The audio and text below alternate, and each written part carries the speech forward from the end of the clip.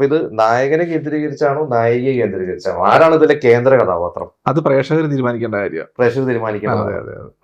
അതിപ്പോ നായിക തന്നെ പറയട്ടെ, ഇതിലിപ്പോ ആരാണ് ശരിക്കും ഇതിലെ കേന്ദ്ര കഥാപാത്രം? നായകനാണോ നായികയാണോ? നായികയാണോ എന്ന് നായികയുടെ വേർഷൻ എന്ന് പറയുമ്പോൾ ആരാണ്? നായകനാണ്. നായകനാണ്. നായകനെ കേന്ദ്രീകരിച്ചാണ് ഇതില് അല്ലേ? അത് നായികയുടെ വേർഷനാണ്. സംവിധായകന്റെ വേർഷനിൽ പ്രേക്ഷകർ തീരുമാനിക്കണം. ഇതൊരു സമ്മിശ്ര പ്രതികരണമാണ് ഇതിനകത്ത് പറയാനാണ്. ഇത് പ്രത്യേകിച്ച് ചില കഥകൾ നമ്മൾ കാണുമ്പോൾ ജനങ്ങൾക്ക് കാണുന്നവർക്കൊരു ഹീറോ, അതെ കാണുന്നവർക്കൊരു വേർഷൻ ഉണ്ടല്ലോ. ഇത് ഒരുപക്ഷെ ഇത് എന്റെ ജീവിതമായിരിക്കാം, അല്ലെങ്കിൽ ഇത് ഞാൻ ഉദ്ദേശിച്ച ഒരു രീതിയായിരിക്കാം. അതാണ് ഇതിന്റെ ഒരു പ്രമേയം. എല്ലാവർക്കും റോളുകളുണ്ട്, പക്ഷെ അത് കാണുന്ന ഒരു ജനത്തിന് അല്ലെങ്കിൽ ആ ഒരു പ്രേക്ഷകന് അത് കൃത്യമായിട്ട് അവരുടെ രീതിയിൽ അതിനെ സന്ദർഭങ്ങള് പലപ്പോഴും ഈ സിനിമയ്ക്ക് പറഞ്ഞു പോകാൻ പറ്റാത്തതിന്റെ ഒരു പ്രധാന സാഹചര്യം എന്ന് പറഞ്ഞു കഴിഞ്ഞാല് ഇത് കഥ പറയാൻ പറ്റത്തില്ല. കഥ പറയാൻ പറ്റാതെ പോയാൽ മാത്രമേ ഈ സിനിമ കാണുമ്പോൾ കിട്ടുന്നത് മാത്രമേ. നമ്മൾ സിനിമയുടെ തുടക്കത്തിലേ തന്നെ എഴുതി വെച്ചിട്ടുണ്ട്, ഈ സിനിമ കാണുന്നവർ ഇനി കാണാത്തവരോട് ഇതിന്റെ കഥ പറയരുത്. അത് ഈ സിനിമയുടെ തുടക്കത്തിൽ തന്നെ നമ്മൾ എഴുതി വെച്ചിട്ടുണ്ട്. അത് എഴുതി വെച്ചേക്കെന്ന് പറഞ്ഞാൽ ഇപ്പം സ്വാഭാവികമായിട്ടും രണ്ട് സുഹൃത്തുക്കൾ തമ്മിൽ ഒരു സിനിമ കണ്ടു, അവർ മൂന്നാമതൊരാളോട് ചെന്നിട്ട് നോർമലി സിനിമയുടെ കഥകൾ പറയാറുണ്ട്. അപ്പം പക്ഷെ ഇത് അങ്ങനെ പോലും പറയാൻ പറ്റത്തില്ല. കാണാത്തവരെ അതിനെ ആ ഒരു മുഴുവൻ ആകാംക്ഷയോടും കൂടി തന്നെ തിയേറ്ററിലെത്തി ഈ സിനിമ കണ്ടെങ്കിൽ മാത്രമേ ഈ സിനിമ ആസ്വദിക്കാൻ കഴിയത്തുള്ളൂ.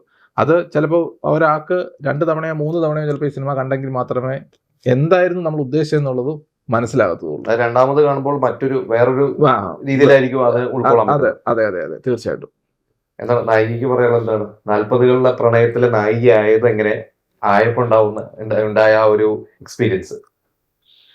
അത് സിനിമ ഇതിലേക്ക് വന്നത് തന്നെ ഒരു അവിചാരിതമായിട്ടാണ് ഞാൻ വന്നത്. എഴുത്തുകാരിയാണെന്ന് തോന്നുന്നു അല്ലേ?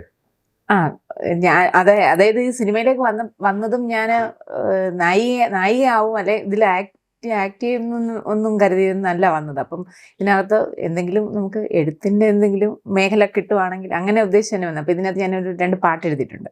അപ്പം അത്രയൊക്കെ ഞാൻ ഉദ്ദേശിച്ചുള്ളൂ. പിന്നെ എനിക്ക് അഭിനയിക്കുന്ന അതായത് ഇത് ഇത്രത്തോളം ആകുമെന്നൊന്നും വിചാരിച്ചില്ല. ആദ്യം ഒരു ഷോർട്ട് മൂവി ആയിട്ടാണ് ഇത് പോയത്. പിന്നെ ഇത് ഇത്രയും വളർന്ന ഒരു സിനിമയിലേക്ക് എത്തി. സിനിമയെ കുറിച്ച് പറയുകയാണെങ്കിൽ സംവിധായകനെ പേടിയാണോ?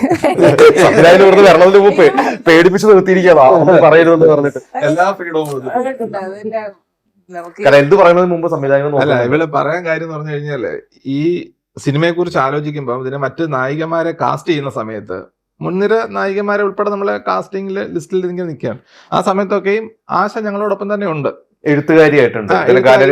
ഈ സിനിമയില് 2 പാട്ടിന്റെ സാധ്യത ഉണ്ടായിരുന്നു. അപ്പൊ പാട്ട് മൊത്തം നമുക്കിപ്പോ 7 പാട്ടുണ്ട്. പക്ഷെ അതിൽ 2 പാട്ട്, ആദ്യം ഒരു പാട്ടെന്നുള്ള നിലയിലാണ് ആശ ഇതിലേക്ക് വന്നത്. അപ്പൊ അങ്ങനെ അത് പിന്നെ 2 പാട്ടായി. പക്ഷെ നായികയെ പ്രധാനമായിട്ടും കാസ്റ്റ് ചെയ്യുന്ന ഒരു ലാസ്റ്റ് മൊമെന്റ് എത്തിയപ്പോ അല്ല, അതിനു മുമ്പ് പറയണം, എത്തുന്നതിന് മുമ്പ് പറയണം. എന്റെ അടുത്ത് ചോദിച്ചു അഭിനയിക്കുന്നുണ്ടോ എന്ന് ചോദിച്ചു. അപ്പൊ ഞാൻ പറഞ്ഞു എനിക്ക് അഭിനയിക്കുന്നില്ല, എന്തെങ്കിലും എഴുത്തിന്റെ വശം എന്തെങ്കിലും ഉണ്ടെങ്കിൽ അത് എന്നെ കൊണ്ട് പറ്റുന്നത് ഞാൻ ചെയ്യാം, അല്ലാതെ അഭിനയിക്കാനൊന്നും അത് വേണ്ട എന്ന് തന്നെ. അപ്പം രണ്ടുപേരും നിർബന്ധിച്ചു കഴിഞ്ഞിട്ട് ഏറ്റവും അവസാനം ഞാൻ ഒരാളെ കാസ്റ്റ് ചെയ്തു, ഫിക്സ് ചെയ്തു. അവര് ഡേറ്റും തന്നു ഓക്കെ ആയി കഴിഞ്ഞപ്പോൾ ആശയോട് പറഞ്ഞു, ആശ ഇതിന്റെ ആള് ഡേറ്റ് വന്നിട്ടുണ്ട്, നമുക്കിത് പ്രൊസീഡ് ചെയ്ത് മുമ്പോട്ട് പോകണം. അപ്പം ചോദിച്ചു, അപ്പൊ ഞാനല്ലേ നായിക? ആ ഒരു ചോദ്യം വന്നു. അപ്പം ഞങ്ങൾ ചോദിച്ചു, നിങ്ങൾക്ക് അഭിനയിക്കണോ, ഒന്ന് ട്രൈ ചെയ്താൽ കൊള്ളാവുന്നുണ്ടോ എന്ന് പറഞ്ഞു. ആ ട്രൈ ചെയ്താൽ കൊള്ളാവുന്നുണ്ട് എന്ന് പറഞ്ഞെടുത്തു നിന്നാണ് ആ ഒരു നായികാ മാറ്റം ആശയിലേക്ക് എത്തിയത്. പക്ഷെ വളരെ സിൻസിയറായിട്ട് ഞാൻ പറയുകയാണ്, ആശ ഈ സിനിമയിലേക്ക് വന്നതുകൊണ്ടാണ് ഈ സിനിമ ഇങ്ങനെ പൂർത്തീകരിക്കാൻ പറ്റിയതും. നമ്മളുടെ ഓരോ കഥാ പശ്ചാത്തലം മാറുന്ന സമയത്ത് ആശ നമുക്ക് അവൈലബിളായി. അത് ആശയിലൂടെ പറഞ്ഞാൽ മാത്രമേ ഈ സിനിമ കുറച്ച് രസമായിരിക്കത്തുള്ളൂ. അത് ഈ സിനിമ പൂർത്തിയായി കഴിഞ്ഞതിന് ശേഷം എനിക്ക് തോന്നുന്നു ഇത് ആശ തന്നെയായിരുന്നു ആർട്ട്. അപ്പോൾ അത് ഒരു ദൈവ നിശ്ചയമാണ്. ആ ഒരു ചെറിയ മാറ്റം കൊണ്ടുവന്നിട്ട് നമ്മളെ നിശ്ചയിച്ചവരിൽ മാറി പിന്നീട് ഒട്ടും പ്രതീക്ഷിക്കാത്ത ഒരാളിലേക്ക് തന്നെ ഈ സിനിമ എത്തിയപ്പോൾ ഈ സിനിമയ്ക്ക് വേറൊരു തലമാണ് എത്തിയത്. അതിനകത്ത് ഞാൻ ആശയോട് ഭയങ്കര താങ്ക്സ്ഫുൾ ആണ്.